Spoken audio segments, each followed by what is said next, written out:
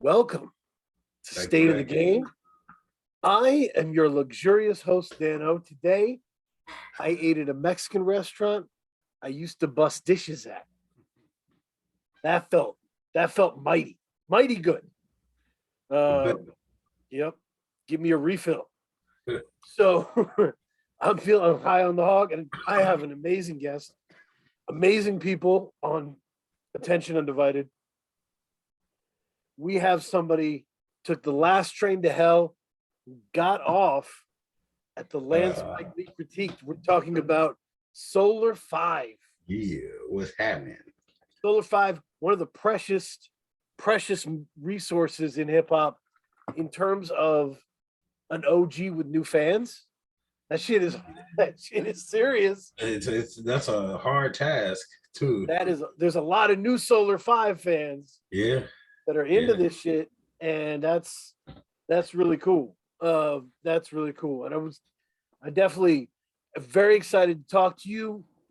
It would say first, so I had a very fun experience a week or two ago talking to a gentleman named Miles Bullen, who's on Fake 4. He's actually a Maine rapper, but I'm from Maine. He's like a very wonderful, positive person. Right? There's a lot of positive stuff in his rhyme. So, and I told him, I said, it took me a while to connect to your music because I was like, this dude's a morning person. It's not my shit. My favorite rapper of all time is Scarface. I am, that is my natural thing. I hear Luca from Memphis. I'm like, this is, so when I first fell into the SolarFive constellation, I was like, this is squarely in my wheelhouse. Thank you for being there. No problem. Glad I could help. It's funny you say Scarface too, because I'm originally from Texas. I moved to Chicago when I was 7. But awesome. Scarface, never seen a man cry till I seen a man. That was the first rap record I ever heard in my life. Outside of MC Hammer, but I don't really count that. So Scarface was the first rap record I ever heard in my life. And I was like, yeah. And people don't realize because music videos were such a part of life, right? And the music videos, they were on every 90 minutes. They were just on all the time. And that video is about as haunting as you could imagine. Music video. I don't even think I was so young then. I had to be 4 or 5 when that came out. I don't remember the video at all. Oh my God. The video is literally death in the form of this black dude in a wonderful suit, kind of standing in the background as family members slip away. I definitely kind of remember this now. I definitely remember this. Yeah. It's it's almost remember so the contrast would be Crossroads by Bone Thugs is Boys in the Hood, and that video is Menace to Society. Yeah, that's a good analogy, bro. Yeah, that's exactly what it is. I could see that. I wanted to shout out Short Fuse. Short Fuse left an incredible comment on Self-Medicated that I've been thinking about. He said, self-reflection and accountability are the themes I picked up on. The first sentence. And I was like, wow, that's because we were talking about the difference between dark hip hop and hardcore hip hop, right? That there's a difference. And that kind of self-reflection and accountability might be a part of it. Yeah. I mean, I know what you mean by dark hip hop and hardcore. Sometimes those lines get blurred. I feel you know what I'm saying? They definitely get blurred because real hardcore shit sometimes can get dark. Yes. It more than likely will, but it's holding the accountability for it and not staying in that place of darkness that's going to, I feel separates the hardcore artist from, just the straight up dark. Yeah, and a dark album doesn't have to be hardcore, right? No, not necessarily. You remember that one of the darkest ones I can think of is that like second Kid Cudi album where he's sitting on the chair, that Mr. Ranger, like deep into drug addiction, deep into sadness, just wallowing, right? Like it's very dark, but there's nobody's catching any shots, you know? Yeah. Yeah. Yeah. So, yeah. I mean, I've never really listened to Cudi ever. That's fair. It's That's crazy, but from what I hear, yeah, that's kind of the theme of his music. So Yep. There's some darkness. But yeah, I mean, hardcore. I always felt like there's some times where hardcore, it doesn't feel grounded in the reality of the actual violence, right? The violence becomes a game or a show or an event, you know, within the music. And dark music, that accountability, right? That's that Scarface shit, right? yeah. Where he's like, you feel the loss of everything in that. Mm. Yeah, no, definitely, I feel that. And there's certainly that in your music, and it's I'm so excited to have people really taking to you. When do you these new fans that we're talking about, when did you start to detect them? You know what? It's really all Def C. Def C is like he's a very good advocate for his friends and people that he feels is dope. So Def C was dropping heavily, and I was just so proud of him. Like, damn, you finally dropping, you're dropping. Come on, man, and keep it up. And out of nowhere, it's like, you know, I'm dropping here and there, and I just noticed more and more people starting to follow me. I'm following back and seeing other people's music, and really, it's just like I feel like when I stopped doing studio engineer work for a living is when I really had a time to sit back and soak in what was going on in the underground. I hadn't tapped in for real in a long time. And once I tapped in, I've never stopped making music. So it was just an organic thing. I think me tapping in with other people was really what it was. You know what I'm saying?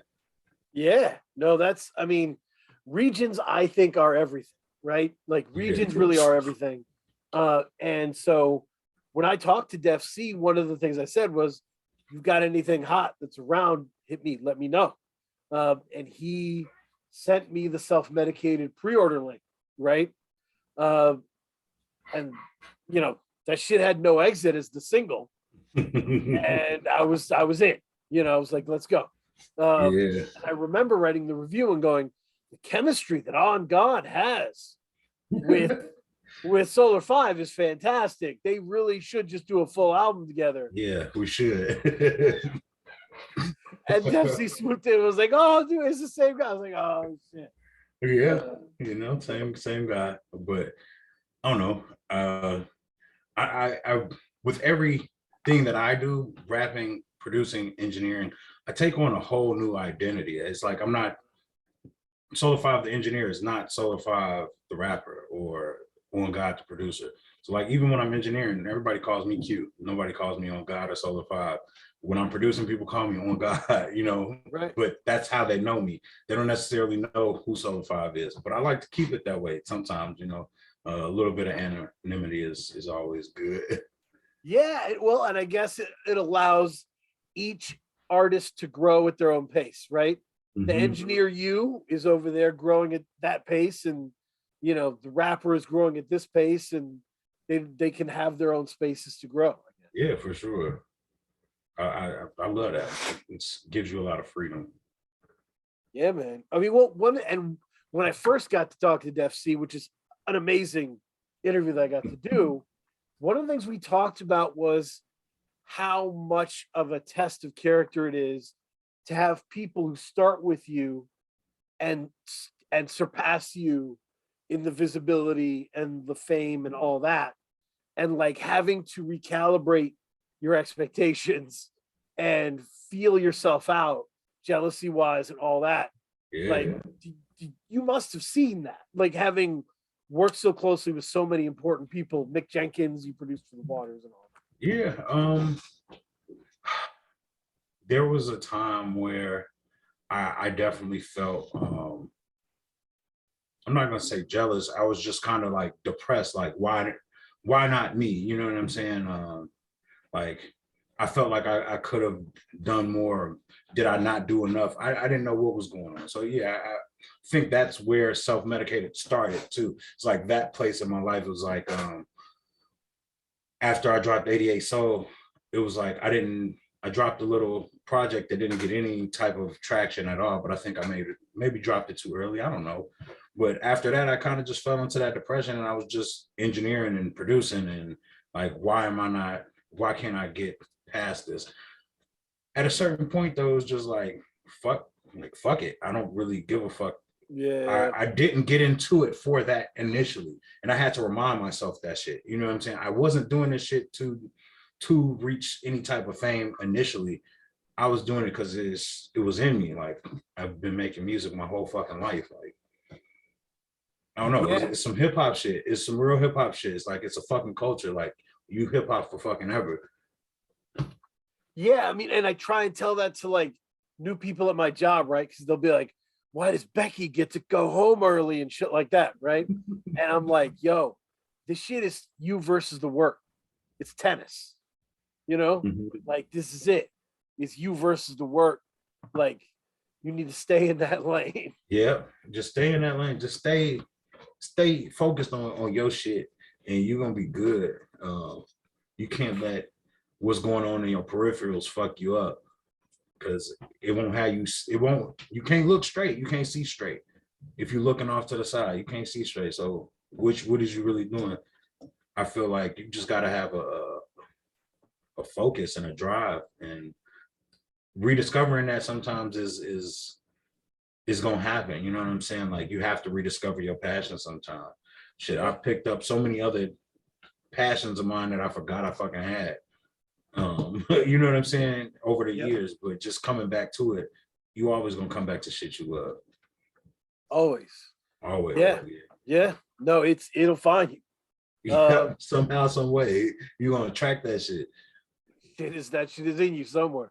No, it's I think it's a weird. Yeah, I went a period without writing, and it felt, it was weird. It was a good time because I focused on having good conversations with people, living in the moment. But it was a vacation. It was not anything other than a vacation. Shit's coming back. So the other thing, I have a pick because there's a lot of sad SolarFive songs. Yeah, right? There's a bunch of sad SolarFive songs. My pick Unfortunately, for the saddest SolarFive song is "Rain on Me." yes. As someone who lost a child, that's pain I certainly share. How was that to write? That was hard. It wasn't actually to write it. It wasn't hard. To put it out was very hard because that song is very old. It's like 2013. I recorded, wrote and recorded that song. So yeah, it took a lot for that to come out. I think I had to like really heal from a lot of shit. Not just that, but like everything leading up to that. Like you had to heal from it. And I feel like that's where a lot of my music is going now. It's like self-reflection almost. Yeah. So I mean that's just pretty much where it is. That shit, it sucks, bro. Like condolences to you as well. Like, that shit is hard. Especially in my situation, I felt like I was so fucked up from it. I couldn't be the best partner I was supposed to be during that time.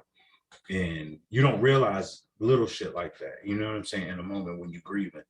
I think in the moment, what I realized was that like the world knew how to treat my wife. Like the world knew how to treat her. But there was nobody who really knew how to talk to her. Yeah.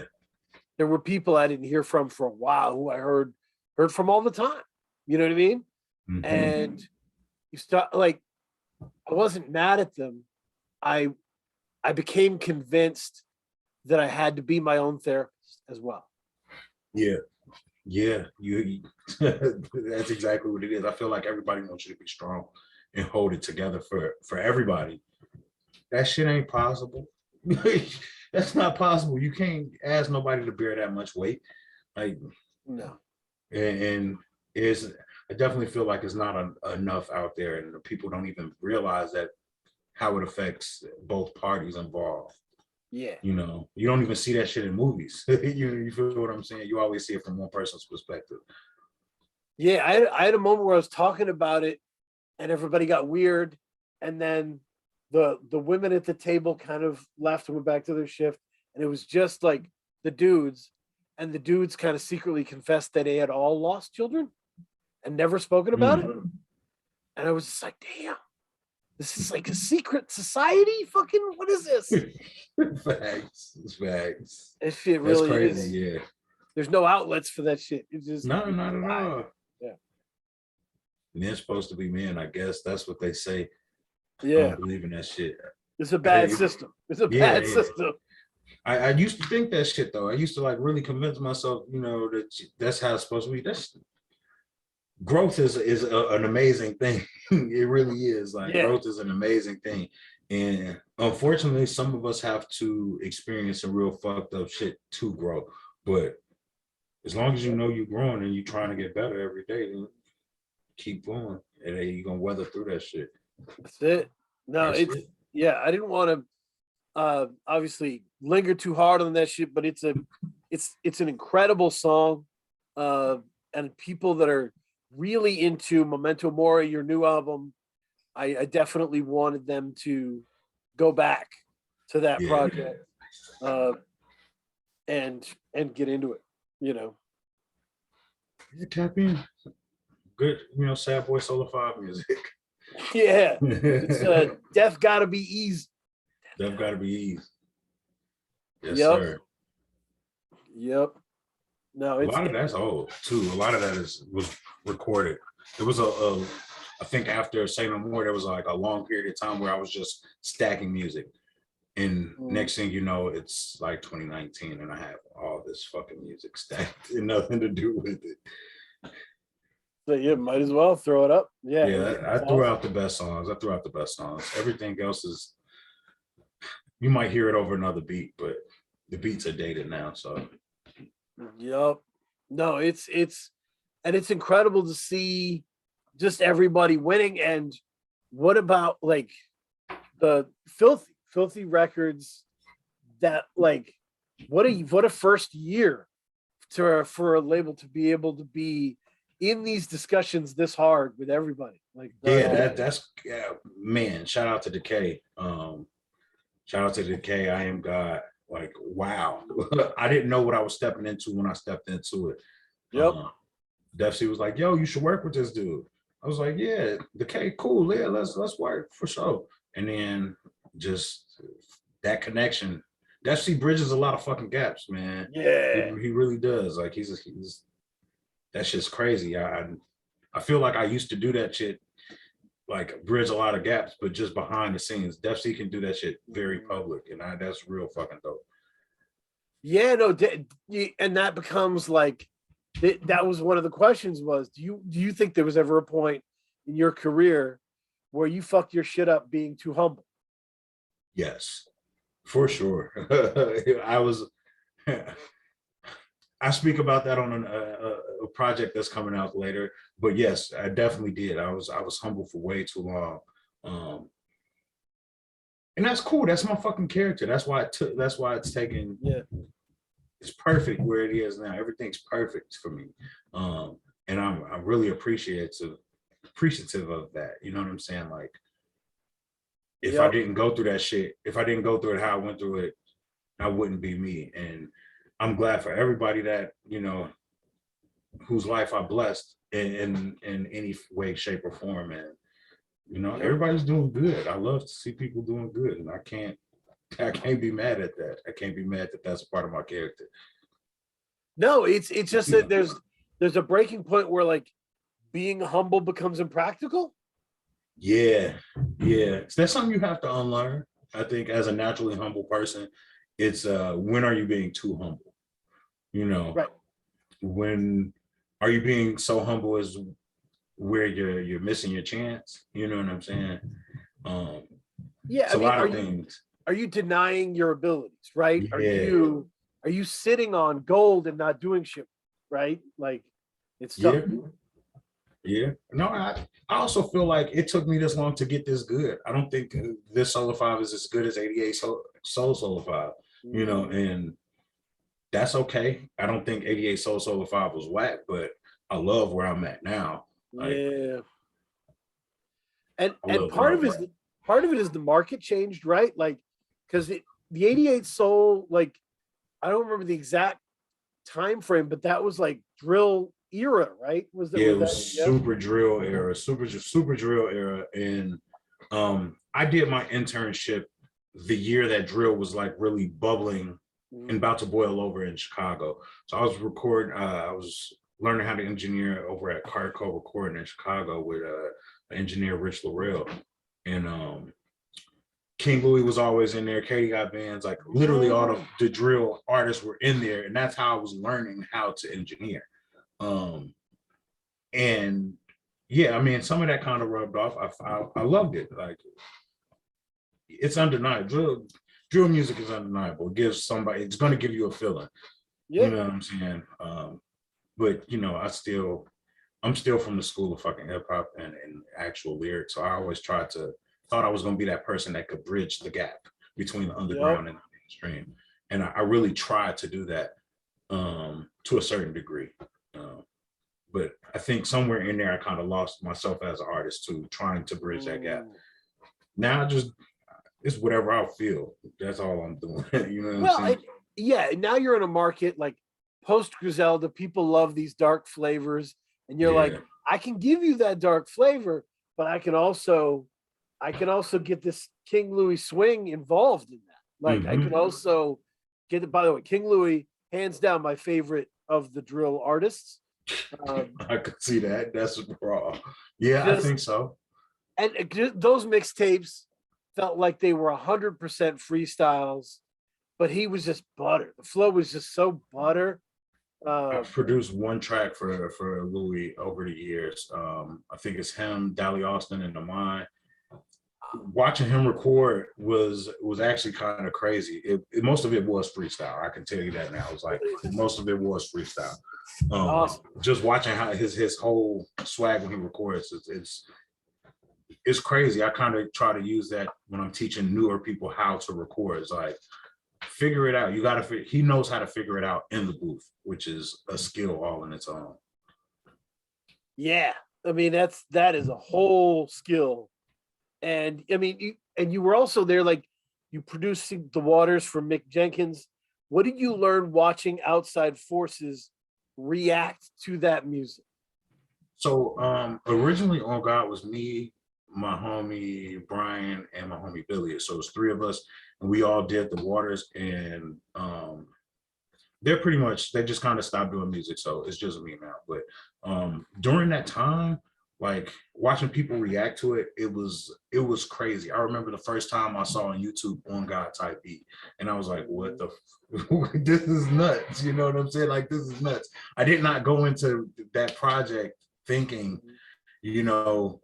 anything besides Chicago.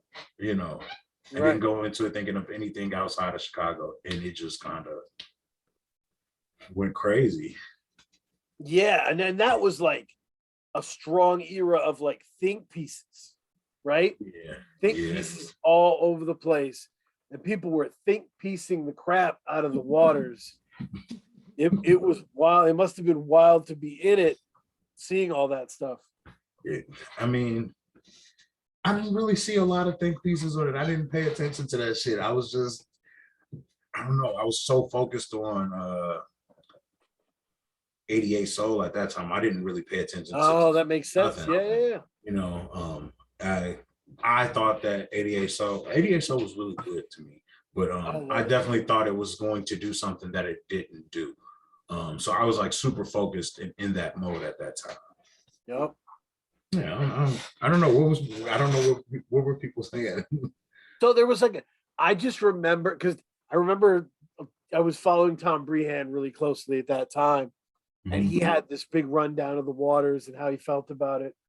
And at that point, there was this real aversion to anything that felt too poetic, right?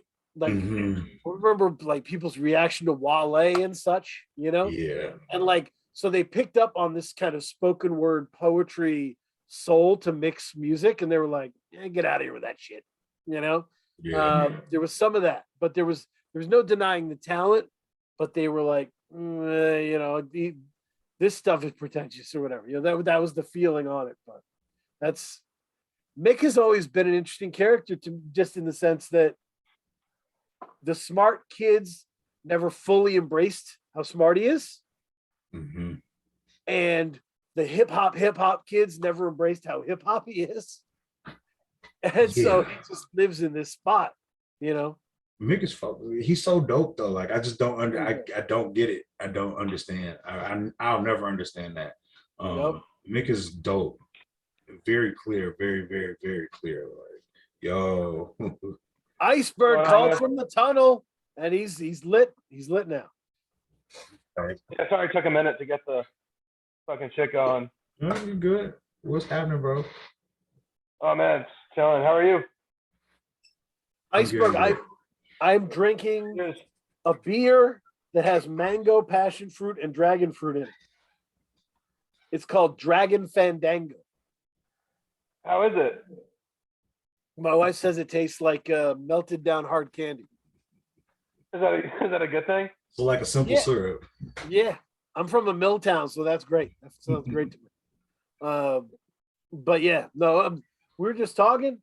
We're talking SolarFive shit, you know, because SolarFive is so deep in this fucking history. All these cool artists, he already worked with them. So just on that shit. So, and this is Iceberg is one of those cats who hears fucking everything going on. I love Iceberg's ear. You can pull up any Iceberg Theory project, and the features are so varied and beautiful because that's just what he's listening to. And when he started producing, that definitely popped up again. So, what was it, Iceberg? Did you reach out to Solar and be like, "I got a pack," or was it a mutual thing? How did it happen? I think it was just on when I was still on Twitter. I think I posted about just having like a folder, and then, you know, correct me if I'm wrong. I think maybe Solar had heard of me through maybe like Def C, I would imagine. Yep. Something to that effect. I would, so shout out to Def C. But then he just gave it a shot, and then, I guess, like the beast enough to want to work on something. So that was pretty much, and then as time went on, because he picked a bunch from the folder, and then as time went on, just I started sending him, like when I had something, I'm like, okay, like this is one of the ones. This is one of the ones. Like whenever I had a beat that was like, that I thought would be up his alley, like or just anything I thought that was like kind of a notch above the rest, I would like send it to him. Yeah, that's right. Yeah, that's exactly how it happened. Def C is getting much love of this right now. But he's super fucking connected. And man, like you touching everything right now. Yep. Mm-hmm. Yeah, I mean, using the spotlight for good, right? Not it's not, he's not out there, doing it wrong. So that's good. But yeah, there's a real sinister bounce to Memento Mori. That's really cool. And yeah, I just think it's an interesting album. I mean, it's not like anything else, right? So I wanted to ask, basically, in terms of the meaning, Memento Mori translates to something like "Remember, we must die," right? I don't think people realize that having a firm grip on that can positively influence how you organize your life. That doesn't have to be a sad thing. Mm-hmm. What does the phrase mean to both of you? To me, remember you must die. Just means like no matter what you do, you gonna have to meet your maker one day. So like live it up. You know what I'm saying? Like don't waste time. And it took me a long time to realize that it's like don't waste time. but that's pretty much where I was at in life as well, as like realizing like you can't waste time. Just you don't try to do something, just do the shit. And that's what it was. That's what it means to me. That's awesome. Yeah, I definitely like the kind of the monk aspect of it too. So I feel like it kind of coincides, you know, pretty well with that whole philosophy as well. Because I know like a lot of monks used to have like the skull like on their desk when they were working on shit. So that Yep. you know, the imagery and the symbolism really kind of it just works really well. And yeah, I mean, kind of the same sort of thing. Like, you know, when you make a choice when you're working on something, like, you know, what really matters at the end of the day. You know, what you know, what's your legacy going to be? What do you want to do? You know, what do you really want to focus on? And that's what I've been trying to do now. You know, just focus on, you know, I'm not always good at it. You know, it's a constant thing that, you know, you could be good at it for like, you know, a couple days and then you fall into just not remembering it all and just thinking you're going to live forever and then waste your fucking time. So that's what cursing's all right? Yeah, I mean, sometimes it can just be a good way to remember that you should apologize and move on. Right? Like to just be like, you know what? We're gonna die. I'm sorry. I never wanted the evening to go like this. All right. Yep. Like I fucked this up. You know, let's move on. You know, cut the bullshit out of relationships. That can be an important part of just knowing that death is real. Yeah. Yeah, that's facts. Yep. And there's also, I think, a layer to the album that is kind of like rappers will tell you they're hardcore, but they're not. Life is hardcore. Yeah. Yeah, life is real hard. Yeah. That's real. It's not. That's crazy because I really touched on that on the next project a lot. I think I touch on it a lot on the next little EP that I got dropping. But yeah, there's hints of it there. I like to tease little shit in the music, weave shit in and out. I don't think like some people like to tell a whole story with their raps. I like to paint a picture. And the picture can have 1,000 different stories to it. So I don't know. That's just kind of how I wrote the shit. I don't know. That's awesome. Yeah, I mean, so Iceberg sonically, what does the right kind of SolarFive beat have in it? Oh man, I don't. It's hard to describe. I mean, it's just like I said, it was kind of just anything that kind of similar shit that I might want to like. I noticed a lot of the shit that I liked, like that he was thinking, but then there was some shit that wasn't like stuff like the second, what was the one that has the loop, I can't live anymore. Like that's something I probably wouldn't rap. You know what I mean? That's something that wouldn't. I was kind of surprised he picked that one. Yep. That was one of the best songs on the album. I mean, everyone, like a lot of people I spoke to about that one, they were like, oh yeah, that's the one. So you know, that's kind of. I mean, just what I find working with people, I like to give a lot of options and kind of let people pick what they want. You know, rather than me kind of direct the. I mean, once we got going, then I was like, okay, I kind of get it. I could fill in the gaps a little bit, but you know, I don't know what people are gonna want, and I've kind of as a producer, I've for the most part, like I could live with that, especially you know with someone like Solar who he produces on his own. He knows what he likes. He knows what he sounds good on. So he's not gonna pick something that I'm like, even if I'm like, okay, I wouldn't have picked that. I'm not gonna be like, oh God, what kind of fucking choice is that? You know what I mean? Right. You're gonna believe in it. Sometimes people pick shit. I'm just like, really? This one? Like this is what you want? Like I almost sometimes have to like no, just I don't even like this. Why are you even? You know what I mean? Like I don't even know why I have it in the folder. Like this isn't good. But you know, but that's not that's not really the case. Like you're picking pretty much all this shit that I was like, okay, yeah, that's pretty much there. And then I would just send, like I said, anything that I'm like, all right, this one's a little bit elevated above the other. Like if I make a pack of 10 and then I'm like, or 20, and then I'm like, okay, like these two are, the ones. That's awesome. Yeah, no, I mean, it's Solar. What did you hear in the production that you were getting that you were really into? For me, music is really like feeling based. I feel the music more than I hear the music. So it was literally the feeling that the beats gave me as I was listening to them. And that is crazy because I can't write to shit unless I'm in the mood of the beat. You know what I'm saying? So it might take me a month to write a song because I don't feel that emotion that beat invokes in me. You know what I'm saying? Yep. It is literally just a feel. It's a feeling, and it's music. That's really what moved me is just the feeling of it all. Iceberg, I sent you the review I did on Memento Mori, but I had I'd let you know that I just think in this world of drumless versus super drums, this is such an incredible project for drum variants. Big drums, knocking drums, kind of like mid-tempo drums that don't dominate, virtually drumless. There's just such a spread here of drum sounds. Yeah, I appreciate it. Yeah, I've gotten more into, at first when I was making beats, I like really never did any drums with anything.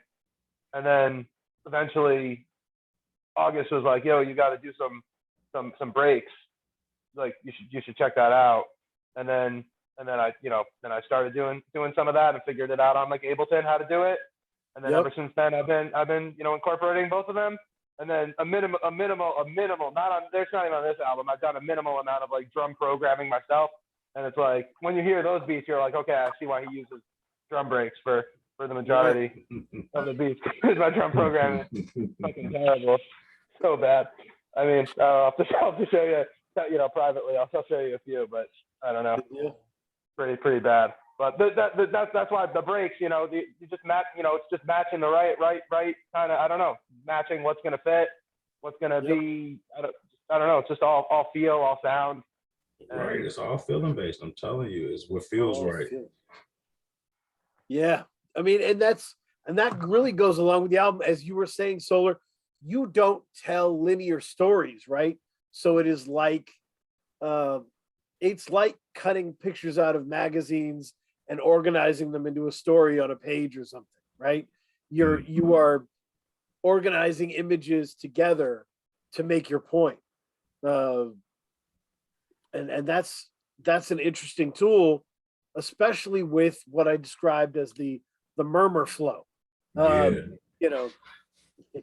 I love that. I really do love that. I wish I would have thought of that shit. Like that's a very good way to describe it. I was telling my wife, I was like, you know what I did today? She's like, what? I was like, I researched the difference between mutter, murmur, and mumble. And I was like, important, though. It's important. It is. But big distinction. These subgenre terms oftentimes are just insults, right? By people who just can't figure that shit out. And I wanted to kind of give some real like details to that shit so people could think about it in a different way.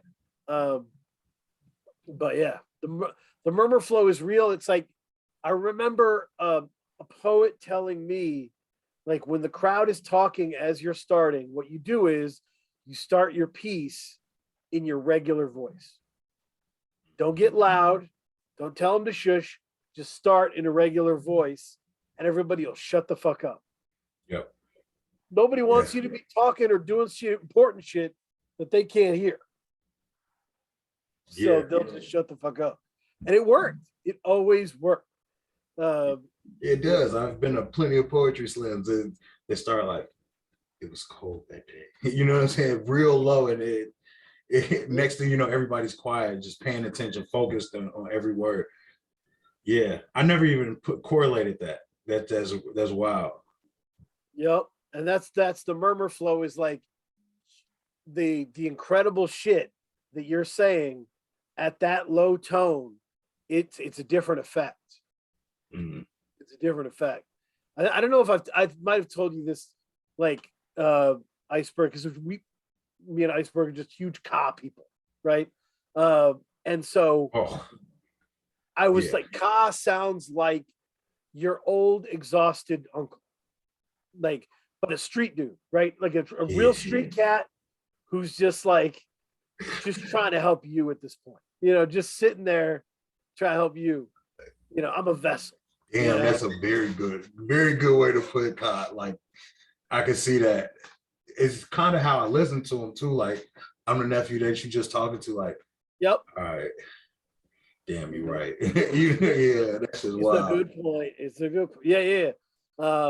And so that's definitely like, you know, the Murmur Flow has a similar effect. It's closer to you than, you know, I don't know. Like it's closer to you than some people will get. You know, RJ Payne sounds farther away to me because he's yelling shit. Yeah, that's that super battle rap energy type shit. I feel like from RJ Payne. Shit. Speaking of RJ Payne, I remember when he was like battling. Like I remember his battles. I used to listen to his battles on my way to fucking high school. You know what I'm saying? Like, and so I definitely I feel you on that yelling, that aggression. Definitely, I'm not that type of person. I'm from Chicago. Like a lot of us we chill. You have to be who you are, like to make that shit work. You can't be a yelling guy if you're not a yelling guy. Because like if it takes off, then you're stuck as a yelling guy. Stuck as a yelling for guy. Fucking 15 years. It sucks. Facts. Damn, I kind of became the yelling guy. Yeah, did you became the yelling guy. Iceberg, did you hear the Busta Rhymes story and shit about Big Daddy Kane back in the day? No, I don't think so. But like it was Busta Rhymes had just retired the woo-ha flow, right? He was like done with that shit. I'm a real rapper. I'm not fucking with that shit anymore. And Big Daddy Kane came to the studio, you know, and he was like, that's the hero, you know? And Kane hears him and he's like, that's cool. Where's the woo-ha flow, man? And he was like heartbroken. He was heartbroken on it. I'm more than this, you know? Mm-hmm. Yep. You don't want to trap yourself in that. But no, but you're singing, Iceberg. I've heard you be singing. So singing, yelling, fucking screaming, throwing shit in the studio. Yep. That's it. I've been there. I fucking realized I literally fucking realized I was like tossing my fucking notebook across the room and like scratching the wall like in my fucking like recording room. I was just like I gotta calm the fuck down. Like it's like I'm gonna need a fucking paint job in the room after I'm like done. Like by the time I record another album, it's like I'm gonna need a fucking painter to come in or something. You were like all of the members of Far Side in one. That's awesome. Drama. So the first thing when I saw Memento Mori, my very first fucking reaction was oh shit, music in our message. That this cover is this a nod to Music in Our Message from '94? I'm a hip hop nerd. So no, it actually wasn't. It wasn't, but it is kind of fly.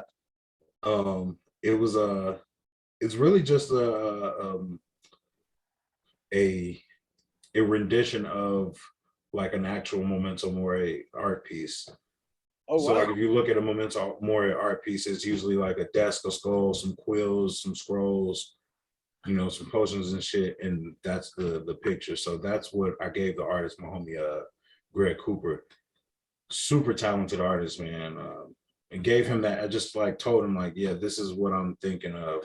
I want it to look like this, but with these specific things in there. But damn, yeah, that would have been dope. Similar the colors are like the same, yeah. I wonder if he took inspiration from that though. Oh, that might have been that because you know what I'm saying. I only gave him the idea, you know what I'm saying. Like he might have taken his inspiration from that. He showed me that shit, and I was like, "Yo, this shit is raw. Let's go." Yeah, it makes sense with the red. I mean, you know, I feel like it kind of feels like that's a natural color to you know pull from. Yeah. Yep, that's it. I'm with you. I was gonna say I would like. Here's my pitch. You ready for my pitch? Memento Absolutely. Mori Deluxe Edition. Hmm. All of the loose songs that you put out before it dropped. Iron Mike, all that. Mm. Yeah, I love those songs. I appreciate it. Yeah, yeah, we can definitely do that. We can make that happen. That would Good be idea. that'd be fabulous. Because those songs, I mean, I hope they elevated it. I hope they got ears, but they were fucking awesome. Yeah, I Uh, appreciate Oh it. shit! Do you have the what's it called? The vocals on that? He released What? them as loosies on Yeah. Bandcamp. No, I know on the songs that I could like remix them too. Oh, remix. Yeah, I got all my shit. Iron Mike remix. Oh Yeah. shit! Here we go. I'll send it to you. That's not a problem. You already Yeah, I know. can't Just say I'm the hit me best at up. remixing, but I'll try. I'll figure out something or other. I That's have awesome. faith. I'll That's figure it out. awesome. Love it when a plan comes together.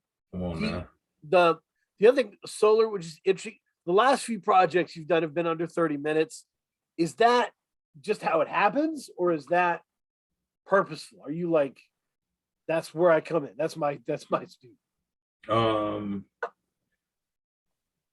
Not necessarily purposeful, but most of the time when I make a beat or if I get a beat from somebody else, it's just the feeling of the beat. If the beat doesn't need to be longer than this amount of time, that's all I'm gonna make it, and that's all I'm gonna write to it. So all the beats that Iceberg sent over, you know what I'm saying, I was just like, yeah, these are it. I love these beats. They're only this amount of time, so I'm gonna write this amount of time. That's literally how it went. That's awesome. So you don't ever go, maybe we could double this and get to 3 minutes. You're never even in that. No, zone. no, to hell with I that. appreciate I don't want it. to I do hate that. that shit. Yeah, I hate don't that want to shit. do it. I don't even have access to my fucking beats, so people like ask me, they're like, "Oh, can you, whatever?" I'm like, "Nah, I deleted all my old beats off the computer, so it's not even there anymore." So Yeah, that's wild. Well, that's awesome. Yeah, I feel that. I don't like when I'm producing a record, you know what I'm saying? Like I'm playing all the different, I use Ableton. So like I make different scenes for, each different section of the beat. And I play it out. I record it out as I feel it. So once it's done, it's done. I don't want, nobody to add more or take away anything. That's the story of the beat. The beat is the story. This is the picture. And it fits in this time frame. So that was my shit. Yep. that makes sense. I'm just think, I'm just lazy, but if it works for you, it works for me. Yeah, that's real. I mean, I'm kind of lazy too. I smoke a lot of weed, so I mean that might be one of the reasons why I'm good with short songs. But I think I've made a conscious effort for some of the future projects to be a little bit longer. And you're so Solar, I think you have one of the most unique voices going right now. Like that's why there's only one feature on this project, and I never thought about it until a while after. I was like, I'm just happy to hang with your dexterity and your vocals, right? My favorite moment on this album is the beginning of Swing Low when you're singing. It's just that's awesome. Thank you. I like to call it howling. That's what my wife calls it when she hears me in the basement trying to come up with shit. She's like, "Are you down there howling?" So, I mean, that's just, I don't know. I just wanted to try some shit. Yeah. No, it's just sounded great. That's like one of my favorite songs on the album. Oh yeah. Yeah. Appreciate that. That one's a real standout. Yeah. The other one that's really taken over my mind is, I think it's track 4, Ghost of. Uh-huh. Yeah. Yep. So, So Nagasaki, yes, sir. Yep. Don't even ask why I named it that shit, because really have no idea. I think I said ghost in the song once, and I was working with the artist named Saki No Saki out in Chicago, just producing, and I think I had to go to a session right after it. That's literally the name of it. I don't get super in depth with the names. I'm not even gonna lie to you. Well, that's honestly, that's one of the differences with your music is there are people who work with these dark tones. There are people who work with death as a theme, but they work very hard to like elaborate the full picture, the darkness, right?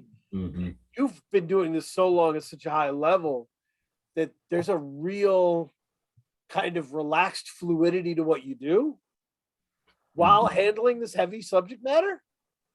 So it still feels like you're talking shit with a friend, but you're talking shit with a friend who is like the angel of death, you know? I think that's really like Chicago shit. Like, I really feel like that. That's sometimes we have some really, really dark conversations casually, very, very casually. Growing up here, you know, especially on the south and west sides of Chicago, you're surrounded by death. So I think that's one of the reasons why it's like so heavy of a theme in my music. But yeah, no, that's literally how we talk. Like, so and so got shot the other day. Like, damn, you seen that shit? Yeah, I was right there. Like, it's very casual in conversation. So I think that's why it translates to my music that way. Yeah, you don't need to make it like a metal band where like everything is like super, like super grim and dark, like because it's already just kind of there. Yeah. Yeah, it was like I was thinking about, but that like, Danzig, something like Danzig, where it was like, it was really dark, but it was almost silly how dark it was, you know, like they'd be like demons, you know, but yeah, still love some Danzig. It's very fun. But so I mean, yeah, there's a place. I mean, I like some of the metal shit too. It would just be fun. It just, you know, definitely different with the titles and shit, like the accolades or whatever, like in the shadow of our pale companion and shit, like that. You know what I mean? Okay, it's not like that. You know, it's more like kind of straightforward with it. But then the music's not straightforward, but the titles are. You know, you don't got to go over the top with like just being like how dark it is.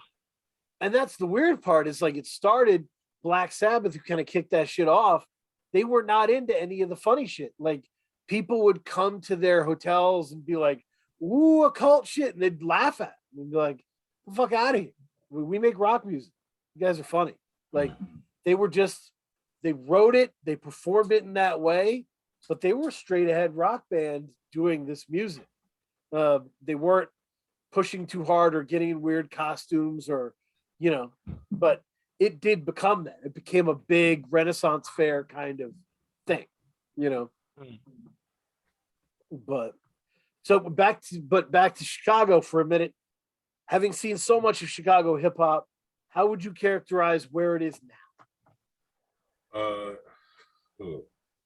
Chicago hip hop is thriving. I feel like I think there's a lot of dope artists here. I don't know. I think sometimes we can come across harsh or brash or something like that. That might hinder us a little bit. But I feel like everything is on the up and up in Chicago. Chicago hip hop is raw as fuck. And a lot of like what our old heads had to go through in the hip hop scene is we're trying to break those barriers, essentially. Like this new generation of Chicago hip hop, we're trying to break the barriers that kind of held people older than us back, which is hard to do in a city that's like the way it is. Yeah, one of the things Def C said in an interview with Rap Music Plug podcast, shout out to Rap Music Plug, is that like he said, like it feels so close knit, the Chicago scene, right? Rich Jones is repping for you, Psalm One is repping for you, right? All these people. And you know, people listen to a new Def C album and they're like, Freddie Old Soul's the shit, you know? And they should. But like that is, and it feels so close knit. Def C was like, it wasn't like that back then. It wasn't. It was crabs in a bucket back in the day. And that sense of community is probably a big part of that change, right? Yeah, for sure. Like when I was growing up, the people that was like old enough to be out and doing hip hop shit and like going to the clubs and shit, Southside niggas was not going up north to party with anybody. You know what I'm saying? There was no mixing. Chicago's super segregated. Yep. It, it's really weird how segregated it is. And like going to New York for the first time, it was just like a complete culture shock. Seeing all of that, like considering Yep. how segregated it is. But yeah, man, people, I don't know, man. It's different. I think there's a lot of things that happen in the city that kind of brought people closer, and realize you don't have to stay where you at and move around. Yep. I think Louder Than a Bomb Poetry Slam was definitely one of those things. Ooh, that's good. Yeah. Yeah, it was definitely one of those things. It introduced me personally to a lot of people. I wouldn't have known Def C without Louder Than a Bomb, you know what I'm saying? So Yep. glad that shit happened, glad that it was around, because that's what started building this.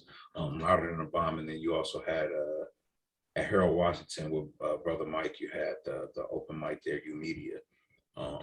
Those two things just really help bridge gaps with people. Like now I know people from the West Side, I know people from the North Side.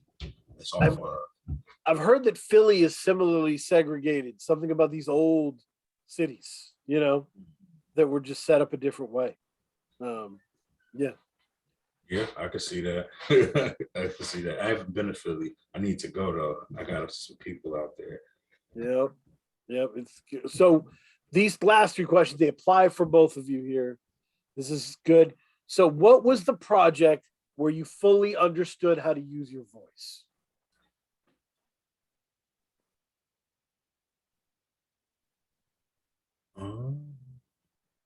Where I fully understood how to? Yep. 88 Soul. Love 88 it. Soul for me. Everybody go find 88 Soul. I certainly have it in my phone from Dad Piff. So yes, sir. yeah, no, it's a hell of a project. Good stuff. The Iceberg. When did you? Was it Philokalia or was it before that? But like rapping, or just like my voice. Your literal voice, yeah, the ability to use your voice for what it was. Yeah, I'd say maybe I'm still I don't think I'm fully even there yet. Like I don't think I'm at the point where I'm like I got it. Right. Yeah. I mean, maybe that was the first. I think that was probably the first kind of foray, like just as an album. Like that was probably like the best album I had made up to that point. But then, yeah, I don't know. I'm still not there, because even when I think I figure it out, then I wonder if I should kind of go the other way. Like because you don't want to go too. I don't want to go too much in one direction, because then it's like I was just noting that the other day. I was trying to recording a couple things. And then I realized I'm like, okay, like maybe I'm going too much in the, like going too hyper on it, Yeah. But then it's so it just depends on the song, what you're trying to do, or what I'm trying to do rather. But yeah, I don't know. I still don't think I have it figured out to any. It's almost like when you're sitting in the same position, for working for a long time, and your body starts aching and you need to move. Like if your voice is doing too much of something, you probably need to throw it in a different direction. And I also just hate recording. I like that's one of my least favorite things. Like I like listening back to when I recorded and it's good, but like the actual like aspect of recording is not something I enjoy really at all. So so figuring out how to use it's like I don't know. It's something I find immensely frustrating. Do you record barefoot? No, should I? Yeah, record barefoot. I record barefoot. All Keeps you grounded. I think you might Beautiful. feel more comfortable. I love that. It couldn't hurt. It couldn't get any worse than my recording. I'll try it. No, it's very, very frustrating. I don't know why. Some people love recording, and they're like, I'm just like, I don't know. I don't know. I just fuck up too much. Maybe it's just and I just it's something that's like it's always that one line, and then you don't get it, and then it's just like it gets in your head. It gets worse and worse. Yeah. Yeah, I remember listening to like an interview with like one of my favorite artists, like Laura Nero, being like that, where she would just like record the same thing. Like she would record a track like so many times, you know, and it's like it's just. And then I kind of had to go the other way, where it was just like, you know, just live with the imperfections to a degree, because it's like I just, it's like a matter of laziness, because it's just like, I'm gonna drive myself crazy to get it to a point where I'm like actually like really happy with it. So it's like, you know, I just live with it and move on. Yeah, no, that's understandable. The so this is a good one. SolarFive. This goes to you first. What would you change about this indie rap scene if you had two things you could change?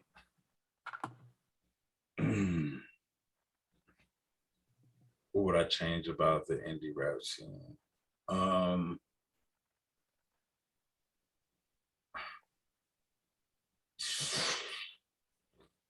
I don't know, man. I think one thing would, for it to not really be like a indie rap thing, is just a fucking rap thing. You know what I'm saying? Yeah.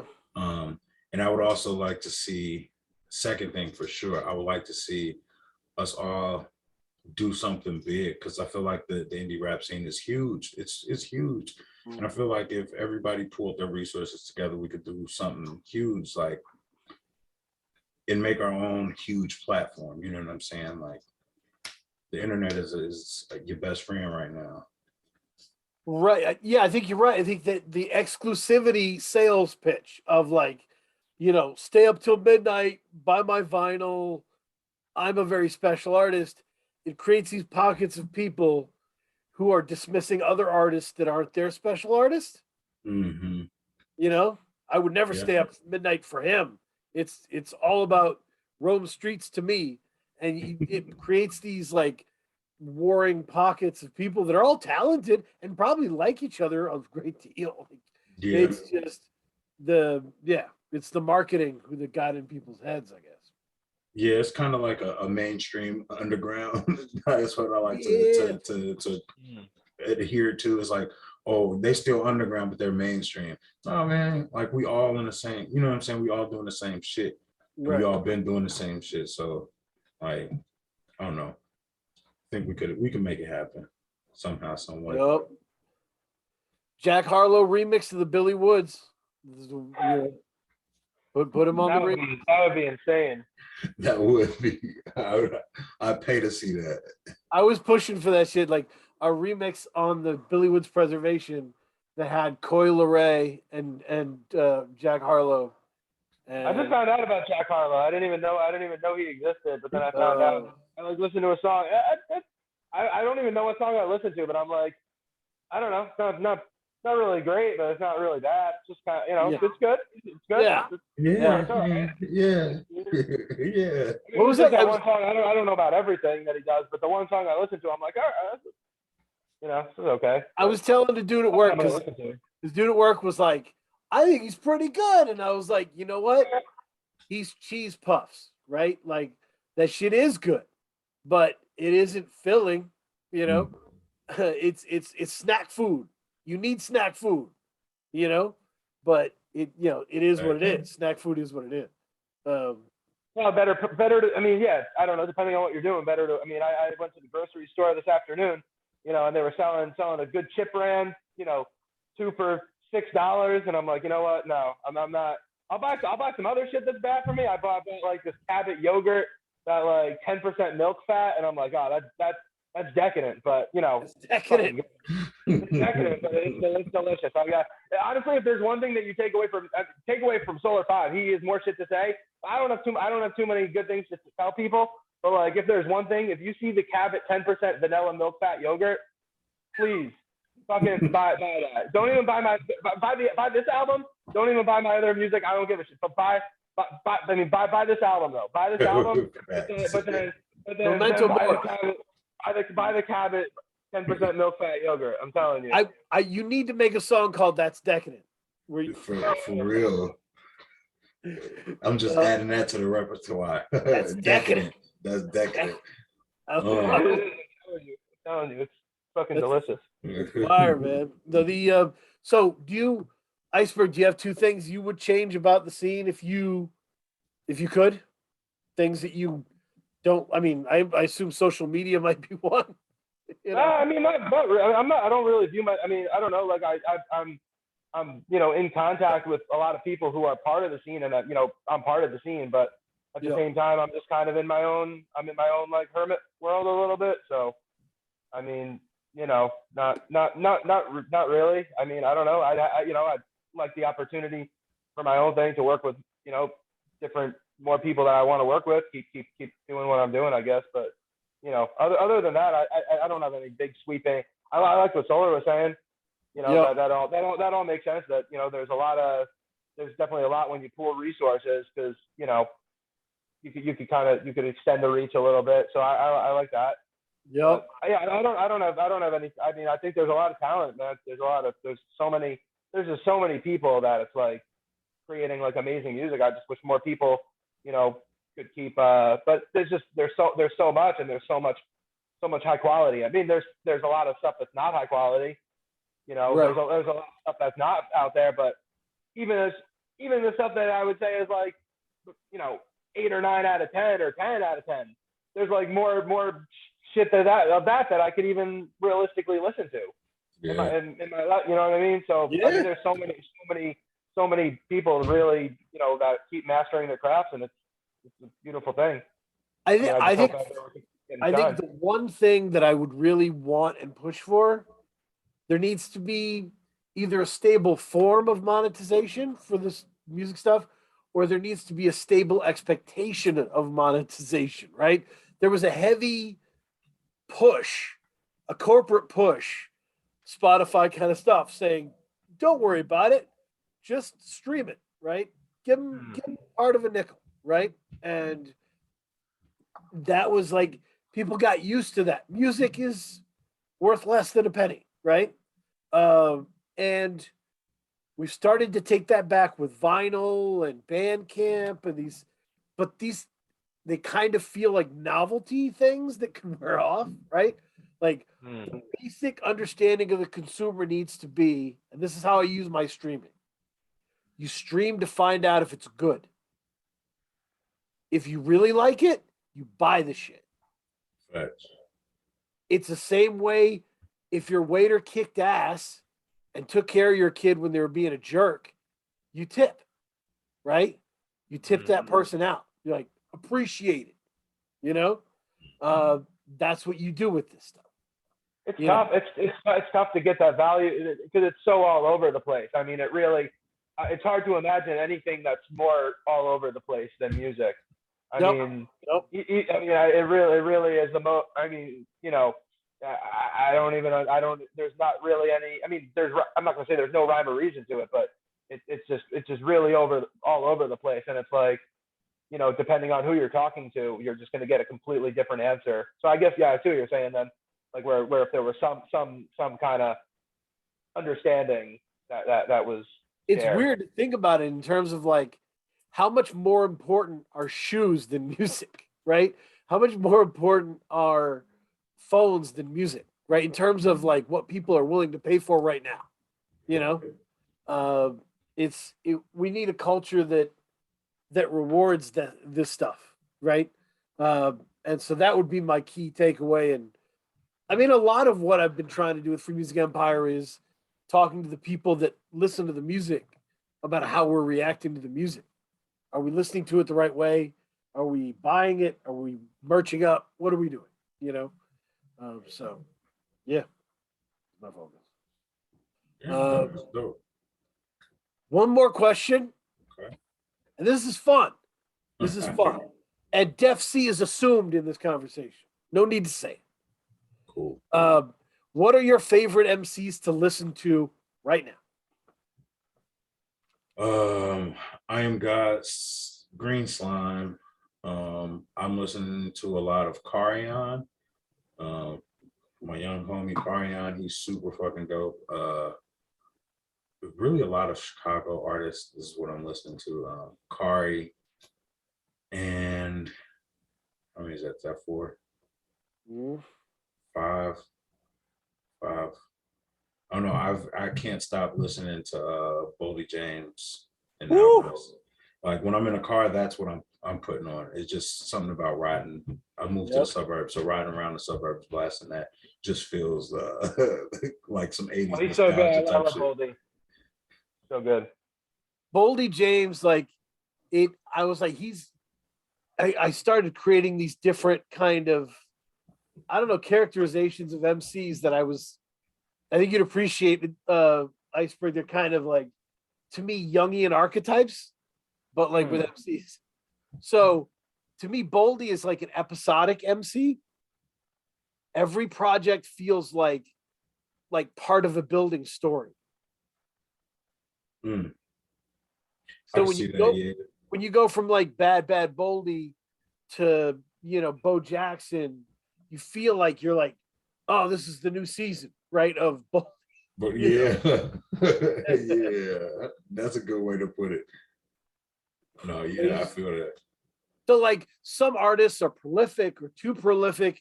Boldy never is because Boldy's just got a lot of shit going on and is, putting that down episode to episode. Yeah, yeah. Bodie's tight though. Like the niggas, I don't know. I fuck with all this shit. Really, the Bo Jackson is really what I've been listening to for the main part, for the most part, in the car. And then just working on all my new shit, man. Just that's really majority of what my listening goes to is myself. Man, Yeah. the success of Boldy James still makes me feel like an idiot. I was bumping mixtapes back then. I did bump my first chemistry set, and I thought to myself, this guy sounds really bored with what he does. Like, I was so hung up on how listless the tone of voice was. And I really feel like Alchemist taught me how to love Boldy James. Like, yeah. Alchemist stepped in and was like, let me teach you what you missed. And I was like, fuck. Have you heard the Bronze Nazareth produced Go Fish stuff? Oh shit, really?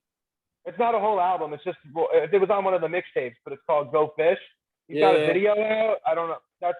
I love that like a lot that he's put on, but like if you ask me like my top 5-10, Boldy James song, that's still up there. That's one of my favorite songs. And like that beat is, I mean, Bronze Nazareth. It's one of the best beats. It's one of the best beats of all time. I mean, It's just so fucking beautiful. Right. That's awesome. Iceberg, what are you listening to? I'm listening to a lot of the people I'm working with, like $2 Will. He's always sending me stuff. So I listen to a lot of $2 Will. I listen to a lot of Man's Dem. We're working. Then as far as other people that I'm not working with, I recently got the AJ Suede album. I bought that off him. And I got that, and that's been in my car. And like, I swear, I don't know what it is, dude. Even my dog likes the album. When I'm driving in the car, like my dog is like a psychopath, man. Yep. Like he's just like, he literally, like if I don't have anything, like depending on what I'm playing or whatever, he'll literally cry for like the hour and a half commute that I have to like get to where I gotta go, and like he'll just cry like straight. But like throw on AJ Suede, and he's soothing he's talking to the humans, the animals, the spirits. He's talking to everybody. So yeah, I really like that album. That is the coolest Metatron's Cube endorsement. To just be like, yeah, it calms the soul, the dog's soul. It's fantastic. Yeah, no, it's really. I was playing that. I recently got Curly Castro. I got his album, got that one physical. I ordered the Billy Woods album that came out today. I ordered that physical. That's not in yet. But yeah, I just like playing shit in the car when I got a couple commutes I got to go to once in a while. So, but yeah, right now it's the AJ Suede. I'm sure I'm forgetting some other people that I've been working with, but yeah, that's what I've been playing. Your boy Teller Banks. Have you heard about all that shit? No. Teller Banks on his birthday, which is 3 days after mine. Oh yeah, he dropped. I got the Bandcamp email. Yeah, I got the Bandcamp email. He dropped 5 albums. Yeah, I did see that. Damn. at once. New albums, and he priced them anywhere between $10 and $100. That's what. Yeah, I listen. Yeah, tell. Yeah, I mean, if you look at my Bandcamp, like whatever, I love Teller Bank shit. If you look at my Bandcamp, whatever, my fan, whatever, what is it? What's the fucking word for it? The little icon or whatever. Yeah. Yep. It's all Teller. I got like that was like one of the first like Discog purchases that I got, and that's ever since then that's been the thing. So I checked out the one. I've been a little low on cash lately, but I gotta grab some of those. Yeah, no, I'm doing the research, really loving it. So there's so much good shit out there that I'm really excited to listen to all of it. But I wanted to make sure that we locked in about Memento Mori because it's just a hell of a project. It's dark and it's serious, but it's also so loose and so conversational and so real. So I appreciate all the work that went into that. Man, I appreciate you, man. I appreciate it, man. Like that shit's I appreciate all of that, man. Gratitude. Keep me in the loop on new projects as you come out, and obviously as Filthy moves along. My dream, of course, is a SolarFive Green Slime project. You might get that. You might get that with somebody else. You might. Yeah, that might come out. Green Slime is so. Yeah, Green. I listen to a lot of Green. I got shout out Green Slime too. That I play. I not so much the last like month or whatever, but when he came out with that, when he came out with his album, I was playing that a lot. Couldn't get away from Monk.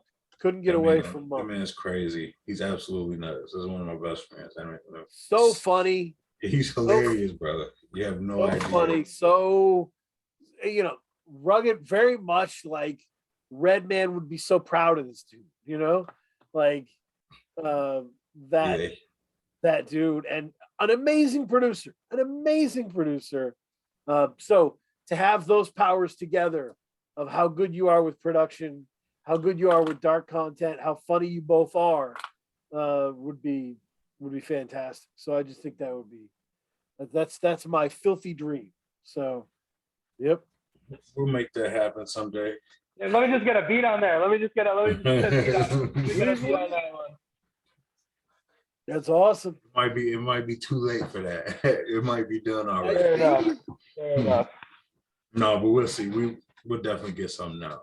That's awesome. Anything else anybody wants to plug or put in the mix? No, man. Memento Mori is everything. Memento Mori. Oh yeah, you know what? You always ask about the non-rap album. Yes, that you've been listening to. Yep. MDOU. I don't know the pronunciation. Mokhtar. Rock Saharan Rock. Wow, that's awesome. Incredible album. Check that dude out. That's it. I never have a good answer to that because I'm just always listening to rap. But right. Listen to that. I think it came out in like 2021. Listen to him. I've been sneaking in some like soul, like R&B soul shit. It's been a very good R&B year. Like with Kane, who I believe is from Chicago, who's killed it. It Was a Home. Sid just released Broken Hearts Club. Lucky Day with this Candy Drip album. There's just a lot of really high level R&B. Of course, leading the way, Lady Ray. Oof, I love that album. But yeah, so to me, it's been a lot of good R&B soul in the mix. Do you have any non-rap you're bumping, Five? Nothing new, but I've been listening to the Transitions a lot lately. Just I don't know why. It's just been in the shower singing that shit. So I've been listening to a lot of them lately. Yeah, no, shout out to I was actually asked to be on the Next Movement podcast. Pretty awesome. And thanks. they said, you know, bring an album that you want to talk about. And I was like, Mama's Gun, Erykah Badu, let's go. Yeah, that's one of my favorite albums. I remember when I like stole that album from my mama to listen to. Yeah. That shit, bulletproof. So it was a wonderful discussion. Love Next Movement. It was an honor. It was weird to have people interview me about my life and shit and be like, you know, what made you who you are? I'm like, who what are you talking about? Man, it's deserved. It's deserved, man. You're like you gotta own it up, man. Like you're really always bring out the best and figure out kind of what's going on with other people. So you deserve the spotlight a lot, man. Yeah, facts. That's the shit, man. Big It's like facts. I trained myself to be able to handle fucked up bad situations. So I'm completely unprepared when good shit pops off, you know, completely unprepared. I know the feeling. I feel you. I definitely feel you. Know the feeling. That shit is real. But yeah, we'll leave it there. Appreciate it, gentlemen. Thank you. Yeah. Everybody cop up and yeah, enjoy your time. Check